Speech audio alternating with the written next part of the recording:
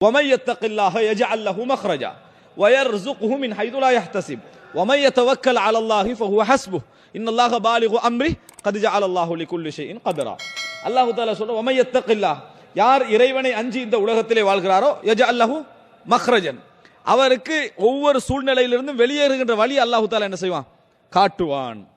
வயர்சுக்ஹு, அவருக்கு ரிஸ்க் வந்து சேரும். மின் ஹைது லா யஹ்தசிப், அவர் எண்ணாத புறத்தால வந்து சேரும். பொதுவாக தவக்குலை ஈமானை முழுமையாக புரியாகிற நேரத்தில் நம்ம ஈமான் உள்ளவர்கள் அனுபவிக்கக்கூடிய ஒரு சோதனை தான் என்னன்னா, ஒரு சோதனையை வந்து நம்மளுக்கு விளங்கக்கூடிய பாபை வச்சு மட்டும் தான் யோசிக்கிறது. இப்படி போனா இது சரி, இப்படி போனா இது சரி, 3 இதான் வேற என்ன நடக்குமோ தெரியாது. 3 பாபு உனக்கு தெரியுது, 300 பாபு இறைவன்ட்ட இருக்கும். உனக்கு தெரிஞ்சது 3 பாபு தான், ஆனா 300 பாபு யார்கிட்ட இருக்கும், இறைவன்ட்ட இருக்கும். அதனால் அல்லாஹ் தஆலா வயர்சுக்ஹு மின் ஹைது லா யஹ்தசிப், நீ எதிர்பாராத வழியில் உனக்கு என்ன செய்வான், அல்லாஹ் தஆலா உனக்கு ரிஸ்கை கொண்டு வந்து சேர்ப்பான். இன்னல்லாஹ பாலிகு அம்ரி, தனது காரியங்களை இறைவன் அடைந்தே தீருவான். கத் ஜஅலல்லாஹு லிகுல்லி ஷைஇன் கத்ரா, அல்லாஹ் தஆலா ஒவ்வொன்றுக்கும் ஒரு கதரை ஆக்கி இருக்கிறான், ஒரு நிர்ணயத்தை ஆக்கி இருக்கிறான் என்று அல்லாஹ் தஆலா சொல்லி காட்டுகிறான். எனவே அன்புள்ள சகோதரர்களே, ஒரு ஈமான் உள்ளவனுடைய நம்பிக்கை இதுல மிகவும் திட்டவட்டமாக இருக்க வேண்டும், தெளிவானவனாக இருக்க வேண்டும். ரிஸ்க் என்பது இறைவன் புறத்திலிருந்து வரக்கூடிய ஒரு அம்சம். இந்த உலகத்திலே அதற்குரிய அஸ்பாபுகளைத்தான் நாம் என்ன செய்கிறோம், தேடிக்கொண்டிருக்கிறோம் என்பது நமக்கு தெளிவாக இருக்க வேண்டும். நாம் கூட பல இடங்கள் இந்த விஷயத்தை என்ன செய்கிறோம், பெரிய பெரிய லாபங்கள்ல வந்து நம்ம என்ன செய்கிறோம், மறந்து விடுகிறோம். சின்ன லாபங்கள்ல எல்லாம் இறைவனுக்காக விடக்கூடியவர்கள். ஜும்மா தினம், ஒரு ஜும்மா தினம் கடை மூடுற நேரம் ஒருத்த பிசினஸுக்கு வரான், ஒரு என்னது ஒரு குபுசோ அதோ இதோ வாங்க வர, ஒரு 100 ரியால் வேலைன்னு வைங்க, ஒரு 50 ரியால் வேலைன்னு வைங்க, கதவை இழுத்து மூடிடும். ஏன், அதான் கூப்பிட்டா நம்ம என்ன செஞ்சிடணும், போய்விட வேண்டும். அதே ஒருத்த ஒரு 50,000 ரியாலுக்கு பிசினஸ் வந்துட்டேன்னு வைங்களேன், இது செஞ்சா என்ன பெரும்பாவமா, இது என்ன களவா, இது கொள்ளையா, அடுத்த அட்வைஸ் அவனுக்கு கிடைக்குது. அதனால அந்த நேரத்தில் 50,000க்கு பிசினஸ் பண்ணிட்டு தௌபா செஞ்சிடறேன், ஏன் நான் பெருந்தவறு எதுவும் செய்யலேண்டு. ஆனா அவனுக்கு 50 ரியாலுக்கு வந்த அந்த ஈமா 50,000 ரியாலுக்கு என்ன செய்யல, வரல. அதனால நினைச்சிடக்கூடாது, 50 ரியாலையே ஞாபகப்படுத்திக்க கூடாது. சின்ன தர்மங்கள் என்ன செஞ்சிருமோன்னா பெரிய தர்மங்களை மறக்கடிச்சிடும். நிறைய தர்மம் செய்யுங்க பயான் பண்ற நேரங்கள்ல ஏன் இந்த பயான் போய் சேர்றது இல்லை தெரியுமா, அவன் 5 ரியால் கொடுத்தது 4 ரியால் கொடுத்தாலும் சேர்த்தா ஞாபகப்படுத்திடுவான், மறந்ததெல்லாம். நீ கொடுத்ததுகள் இருக்குதான் எத்தனை தர்மங்கள், எல்லாம் மொத்தமா 100 ரியால் தான் கொடுத்திருந்தாலும் கூட அவனுக்கு சைத்தான் எல்லாத்தையும் ஞாபகப்படுத்தி விட்டுருவான். அப்ப ஒரு முக்கியமான ஒரு தேவை என்ன செஞ்சிருவான், அடைச்சிருவான். இதான் மனிதனுடைய பலகீனங்கள்ல உண்டு. அது மாதிரி அன்புள்ள சகோதரர்களே, இந்த மாதிரி நம்ம நினைச்சிடக்கூடாது. எப்பொழுதும் ரிஸ்க் என்பது இறைவன் புறம் இருந்து வரக்கூடிய ஒரு அம்சம் என்பதை புரிந்து கொள்ள வேண்டும். ஆனால் இது நீங்கள் பல இடங்களில் கேட்டிருப்பீர்கள். இப்ப நான் சொன்ன இந்த அறிமுகம் இருக்குது, இது பல இடங்களில் கேட்டிருப்பீர்கள், பதிந்திருப்பீர்கள். ஆனால் மிக முக்கியமாக நான் தெரிந்து கொள்ள வேண்டிய ஒரு பகுதி என்ன தெரியுமா, எப்படி அல்லாஹ் ரிஸ்க் அளிக்கிறான் என்கின்ற விஷயத்தை இந்த உலகியல் ரீதியாகவும் நம்ம புரிந்து கொள்ள வேண்டும் என்பதுதான். நம்ம உலகத்தை கொஞ்சம் சிந்தித்து புரிந்து கொள்ள, சிந்தித்தாலே எல்லாருக்கும் அது தெரியும். ஆனால் ஓரளவு நம்ம புரிந்து கொள்ள வேண்டும் என்பதற்காக நான் சில விஷயங்களை இந்த இடத்தில் சொல்லுவதுதான் இந்த உரையுடைய பிரதானமான நோக்கம் என்பதை புரிந்து கொள்ள வேண்டும். அன்புள்ள சகோதரர்களே, இந்த உலகத்திலே நீங்கள் எந்த ஒரு காரியத்தை நீங்கள் எடுத்துக்கொண்டாலும், இந்த உலகத்திலே மனிதனுக்கு என்று இறைவன் வைத்திருக்கக்கூடிய வாழ்வாதாரங்கள் என்ற ரிஸ்க் என்ற எந்த பகுதியை நீங்கள் எடுத்துக்கொண்டாலும் இந்த உலகத்திலே அல்லாஹ் தஆலா அதை வைத்திருக்கிறான்.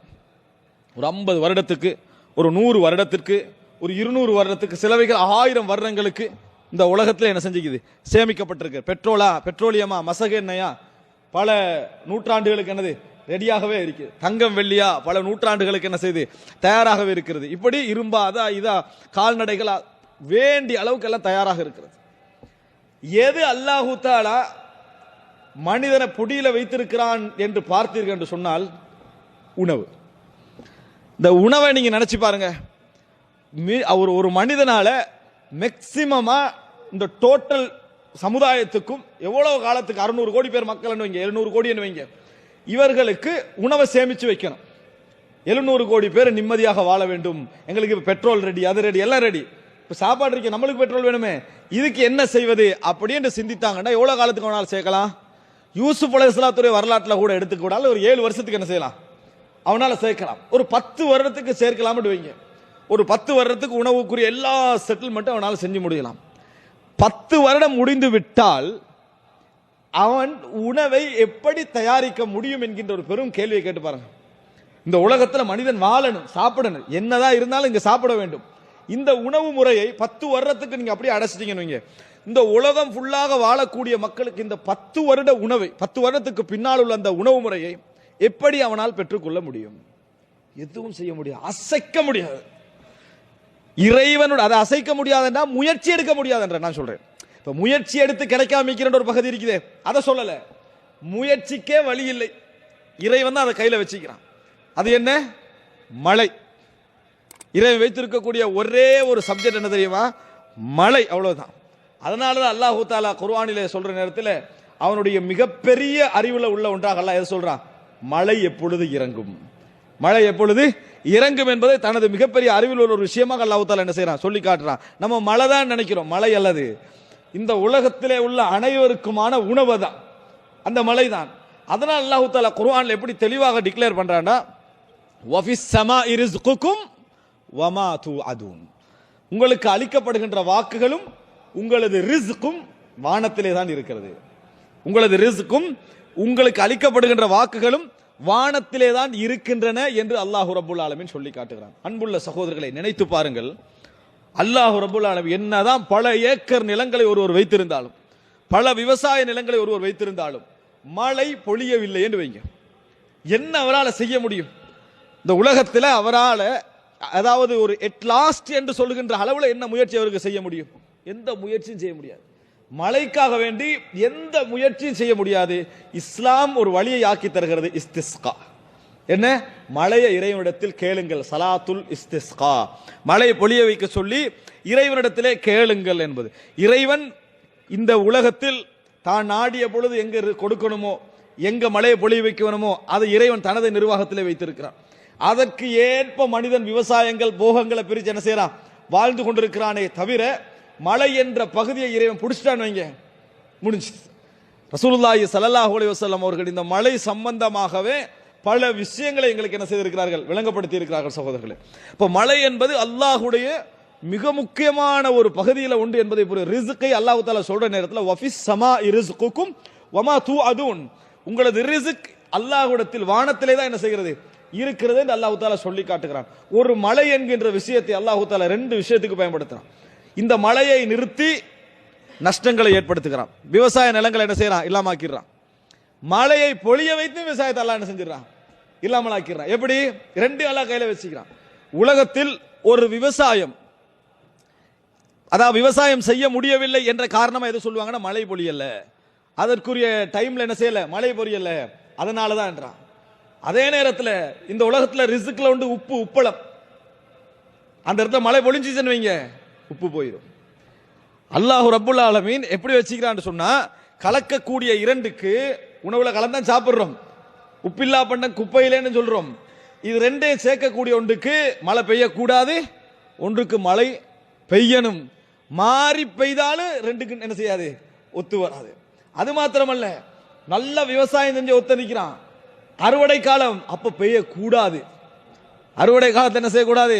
மழை பெய்யக்கூடாது. ஆனா இவனது கையில அதுல மைக்ரோ செகண்ட் இல்ல, நனோ செகண்ட்களாக பிரித்தால் இவன்ட்டு அந்த ஆற்றல் இல்லை. மழை பெய்யக்கூடாது என்பது அவன் உள்ளம் பிரார்த்தனையை தவிர வேற எதுல சம்பந்தப்படலாம்னு சொல்லுவோம்? உள்ளம் பிரார்த்தனையை தவிர வேற எதுல சம்பந்தப்படலாம். அதனால் தான் ஷிர்க்குக்கு போனாங்க மழை விஷயத்துல. மழை பெஞ்சுதா இந்த நட்சத்திரம் தான் காரணம்னாங்க. ஏன்னா அவனுக்கு அதுல ஊன்றுவதற்கு எந்த எதுவும் நிக்காது, விஞ்ஞானம் நிக்காது, வேற வேற நம்பிக்கைகள் நிக்காது.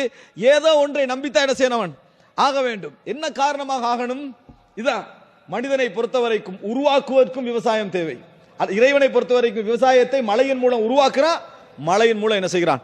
அழிக்கிறான் என்பதை கண்கூடாக காணுகிறோம். ஆனா நம்மளுக்கு மழையை பத்தி எப்பயாவது நம்ம அது ஒரு பெரியோர் ரஹ்மத்து நினைச்சுக்கிறோமா? நினைக்காதும் காரணத்தை நான் பின்னால் வழங்கப்படுத்துகிறேன். அன்புள்ள சகோதரர்களே, மழை என்பது அப்ப இந்த சமுதாயத்தில் விவசாயம் செய்துவிட்டு அதை அந்த விவசாயம் செய்கிற நேரத்தில் மழை பொழியணும் நினைக்கிறான். விவசாயம் என அதாவது அறுவடை செய்யற இடத்துல மழை பொழியக்கூடாதுன்னு நினைக்கிறா. 2க்கு ஏற்ற மாதிரியே அல்லாஹ் தஆலா உலகத்தில் என்ன செய்யறான்? நிர்வாகம் செய்து வருகிறான். ஒன்றை மட்டும் மழை பொழிய வைக்க அப்படி தலைகீழா மாத்தினான்னு வைங்களே, அப்பயும் அழிஞ்சிடும், அப்பயும் என்ன செஞ்சிடும்? அது அழிந்து விடும் என்பதை பார்க்கிறோம். இதற்காக வேண்டி நன்றி செலுத்தக்கூடியவர்களாக நம்ம பார்க்கிறோமா?